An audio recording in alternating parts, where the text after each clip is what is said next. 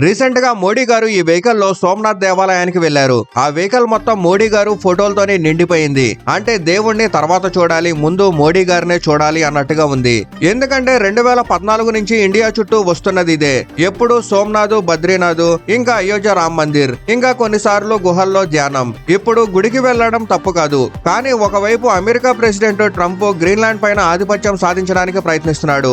Venezuela oil resources పైన ఇప్పటికే పట్టు సాధించాడు. అది కూడా తన దేశ ఆర్థిక వ్యవస్థను బలపరచడానికే. తన ప్లేస్ ని, తన అధికారాన్ని దేశ అభివృద్ధి కోసం సరైన విధంగా ఉపయోగిస్తున్నాడు. ప్రపంచం ఏమన్నా సరే. మరోవైపు చైనా టెక్నాలజీ పరంగా ఎంత ముందుకు వెళ్లిపోయిందో చూడండి. కానీ మన దేశంలో మాత్రం ప్రధాని అయినా, ముఖ్యమంత్రి అయినా అందరూ టెంపుల్స్, మసీదులు, చర్చిల గురించే మాట్లాడాలని చూస్తున్నారు. మతపరమైన స్థలాలకు వెళ్లడం తప్పు కాదు, కానీ ప్రధాని స్థాయిలో ఉండి కేవలం ప్రజలకు చూపించడానికి, వారి ఓట్లు సంపాదించడానికి మాత్రమే గుళ్ళకి వెళ్లడం మాత్రం తప్పు. ఎందుకంటే మోడీ గారి పని దేశాన్ని ముందుకు నడిపించడం, అభివృద్ధి చేయడం, నిరుద్యోగాన్ని తగ్గించడం. కానీ ఇండియాలో ఇలా ఉచితంగా ఓట్లు దొరుకుతున్నప్పుడు అభివృద్ధి గురించి ఆలోచించాల్సిన అవసరం ఎవరికి ఉంటుంది?